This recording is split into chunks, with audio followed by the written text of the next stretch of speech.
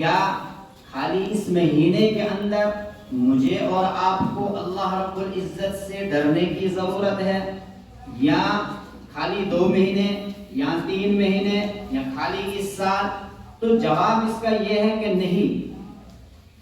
جب سے انسان پیدا ہوا، ہوش سنبھالی، احکام اس کے اوپر لاگو ہو گئے، تب سے ہی اس کے اندر اللہ رب العزت کا ڈر پیدا ہو جانا چاہیے۔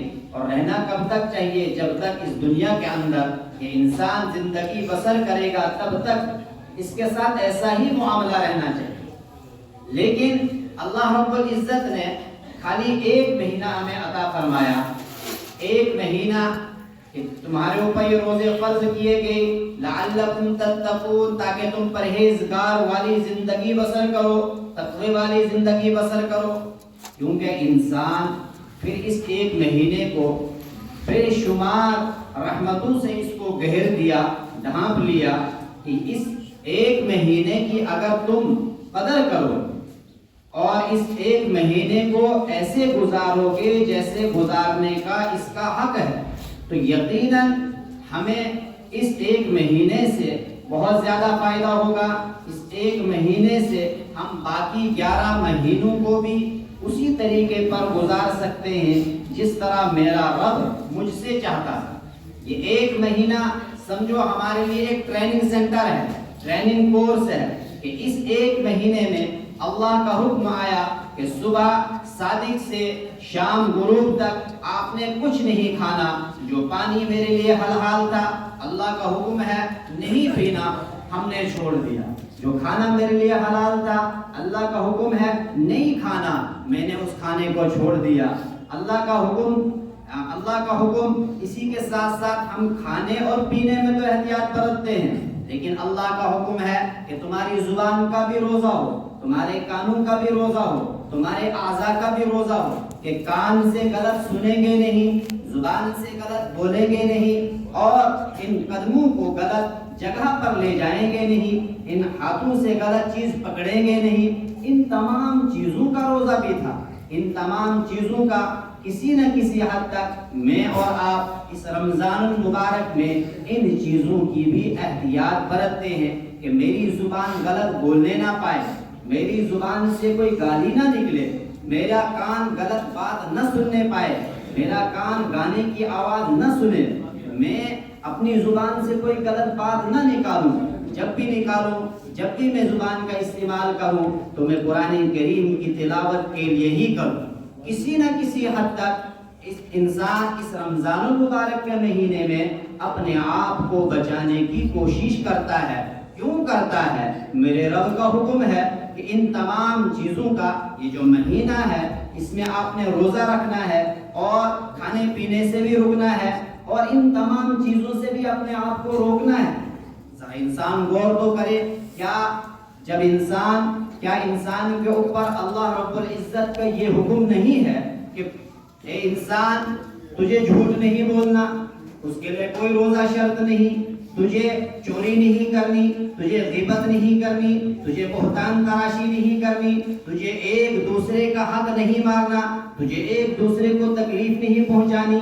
یہ بھی اسی رب کا حکم ہے جس رب کا حکم اس رمضان المبارک میں یہ تمام جو چیزیں ہم فالو کرتے ہیں اس 1 مہینے کے اندر ہم عمل کرتے ہیں، باقی ایام، باقی دنوں میں، باقی ساعتوں میں بھی اللہ رب العزت کا سیم ایسے ہی حکم رہتا ہے۔ باقی دنوں میں بھی اللہ کا حکم ہے کہ حرام کمائی نہیں کمانی ہے، حرام کمائی کھانی نہیں ہے، حرام طریقے سے دولت کو جمع نہیں کرنا ہے، حرام چیزوں کے اوپر اپنے مال کو خرچ نہیں کرنا ہے، اللہ تعالیٰ کی نافرمانی کو دعوت نہیں دینی ہے۔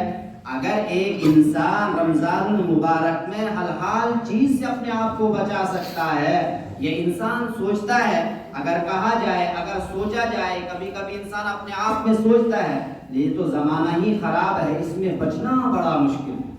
یہ مہینہ اللہ رب العزت نے عطا فرمایا اور اس انسان کو احساس دلایا کہ انسان تو اپنے من میں ہی سوال پیدا کرتا ہے، اپنے من سے ہی اس کا جواب بھی دیتا ہے، سوال پیدا کرتا ہے زمانہ بڑا خراب ہے، اس میں بچنا بڑا مشکل ہے، حرام جھوٹ کے بغیر تو تجارت ہی نہیں، حرام کے بغیر تو کمائی ہی نہیں، حرام کے بغیر تو گزارا ہو ہی نہیں سکتا۔ یہ تمام خدشات، سوالات انسان کے دل و دماغ کے اندر پیدا ہوتے ہیں، اور پھر وہ کمپرومائز اس بات پر کرتا ہے کہ یہ زمانہ ہی ایسا ہے، شاید ہی آج کوئی بچا ہوا ہے۔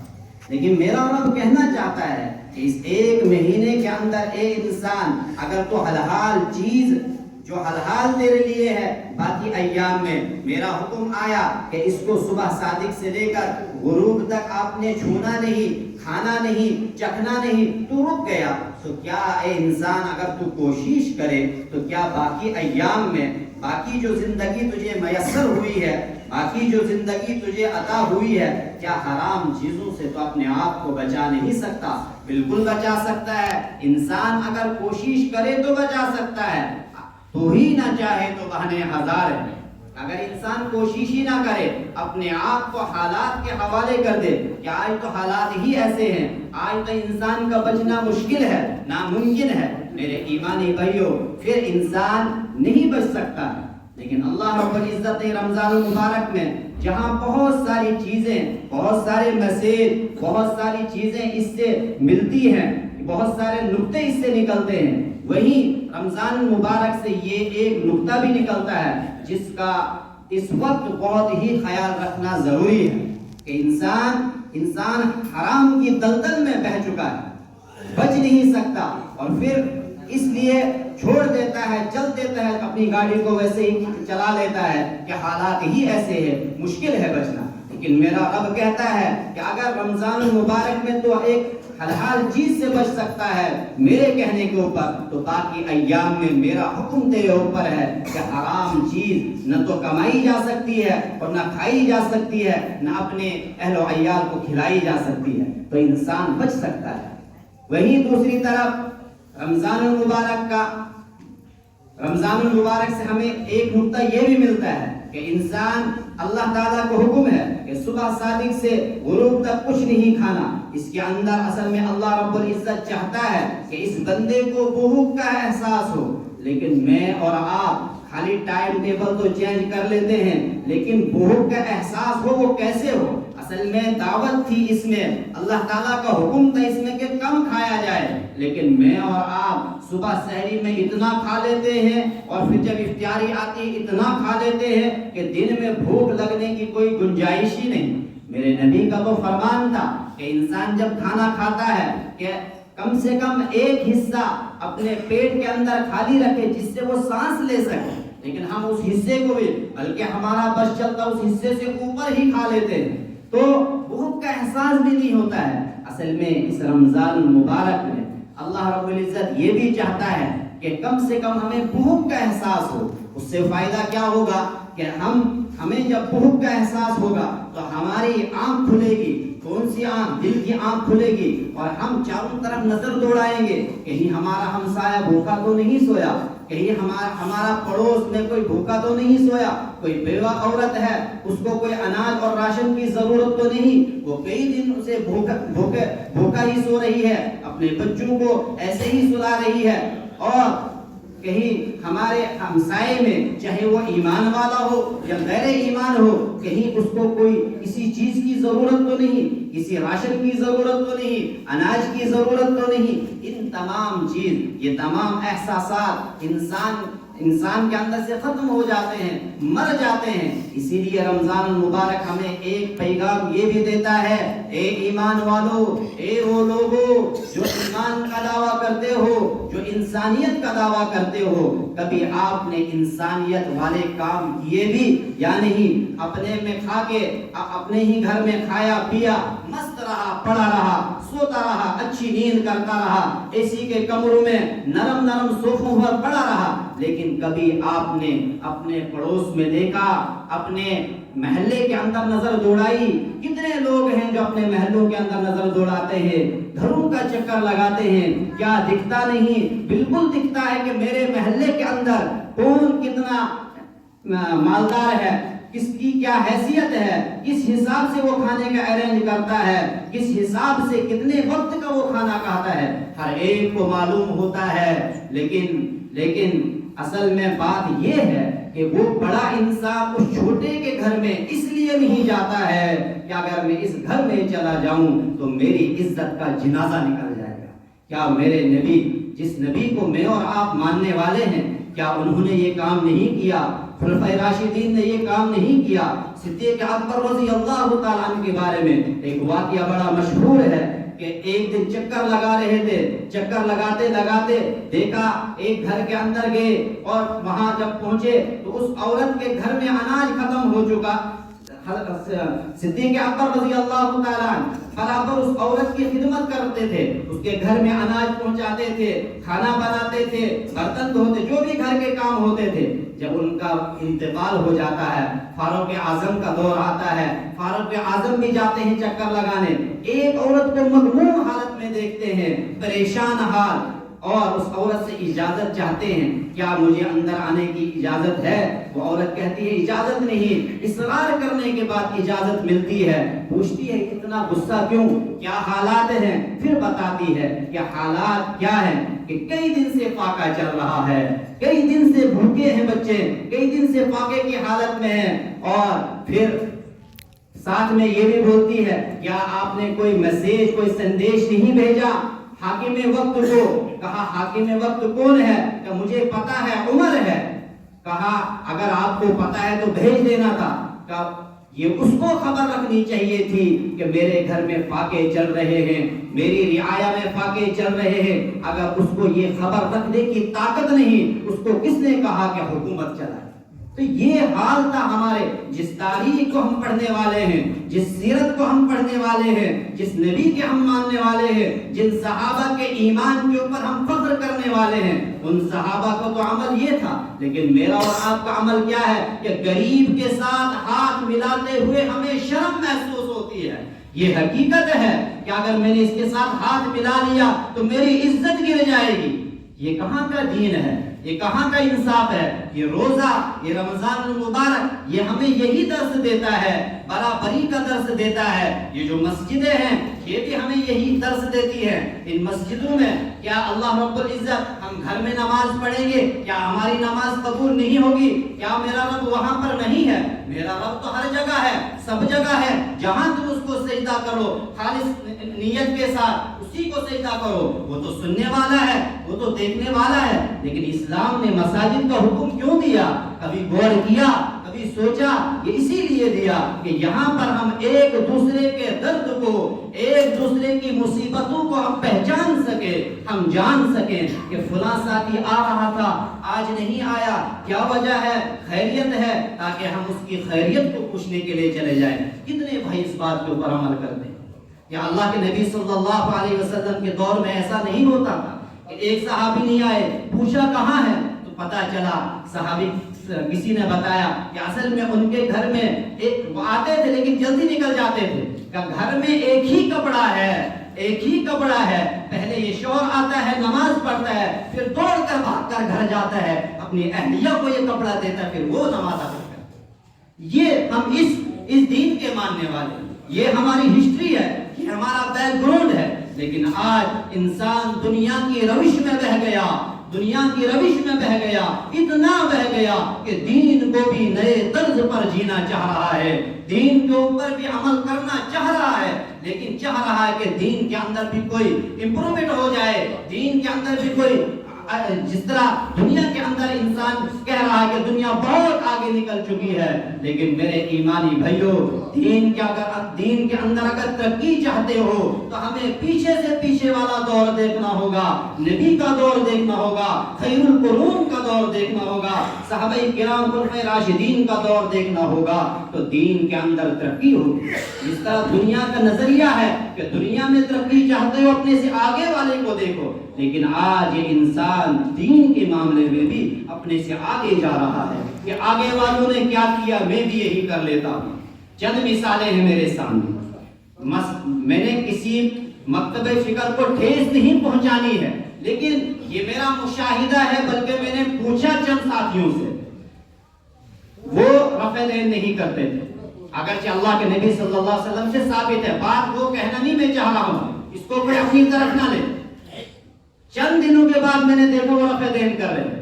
میں نے ایسے ہی پوچھ لیا ان سے، اور اس لیے پوچھا، انہوں نے مجھے کچھ چند سوال کیے. میں نے کہا آپ کیوں کر رہے ہیں رفع دین؟ کہ اس لیے کر رہے ہیں، ہم چاہتے ہیں نماز بھی کوئی نئے طریقے کی ہو جائے. کہ اگر دنیا میں ہم اتنی ترقی کر گئے تو کیا نماز ہم اسی پرانے طرز پر پڑھتے رہے؟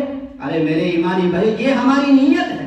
کاش اگر اس نے یہ نیت کی ہوتی کہ میرے نبی کا طریقہ رہا ہے، میں چاہتا ہوں کہ میری زندگی میں اس سنت کے اوپر بھی میں عمل کروں، تو کیا اس کو ثواب نہیں ملتا؟ انما الاعمال بالنیات، تمام اعمال کا دار و مدار نیت پر ہے. لیکن آج ہماری نیتیں، ہم دین کے اوپر عمل کرنا چاہیں گے، نیتیں ہماری اور کچھ. جب تک ہماری نیت درست نہیں، ہمیں کچھ بھی ہاتھ لگنے والا نہیں ہے. تو یہ روزہ، یہ مساجد، یہ دین کے قلعے ہمیں درس کیا دیتے ہیں؟ جو درس یہ ہمیں دیتے ہیں، اس درس سے، اس سبق سے، اس میسیج سے، اس پیغام سے میں اور آپ کوسوں دور ہیں. اس لیے رمضان المبارک کا مہینہ آیا، یہ بھی ہمیں کچھ پیغام دے رہا ہے، بہت سارے پیغامات دے رہا ہے کہ اپنے اڑوس پڑوس میں خیال کرو. غزہ کو دیکھو، فلسطین کو دیکھو، کیا حالت ہے وہاں پر اس وقت. بچے بلک رہے ہیں، پانی پینے کے لیے ان کے پاس پانی نہیں، پانی کو ترس رہے ہیں، کھانے کو ترس رہے ہیں، اناج کو ترس رہے ہیں. کیا میرا رب وہاں نہیں؟ میرا رب ہے، لیکن میرے ایمانی بھائیو، اس میں کوئی مصلحت ہے، کوئی حکمت ہے، وہ میرا رب بہتر جانتا ہے. لیکن میں نے اور آپ نے فلسطینی مسلمانوں کے لیے کیا کیا؟ کم سے کم ہم ان پروڈکٹس کا، ان چیزوں کا بائیکاٹ تو کر سکتے تھے جس چیز کو خرید کر ان فلسطین بچوں کے لیے گولی خریدی جا رہی ہے. لیکن ٹس سے مست نہیں، لمبی افطاری کے لیے لمبی کولڈ ڈرنکس، جوس لے کر گھر میں جا رہے ہیں اور فخر کر رہے ہیں ہم بڑے خاندان والے ہیں. شرم آنی چاہیے، ڈوب مرنے کا مقام ہے. اسی پروڈکٹ سے، اسی ٹھنڈے سے، انہی مشروبات سے اسرائیل پیسے جمع کرتا ہے اور اسی سے وہ گولیاں خرید کر نہتے مسلمانوں کا قتل عام کر رہا ہے. کیا اتنا ہم نہیں کر سکتے تھے؟ ہم تو بڑے پڑھے لکھے ہیں.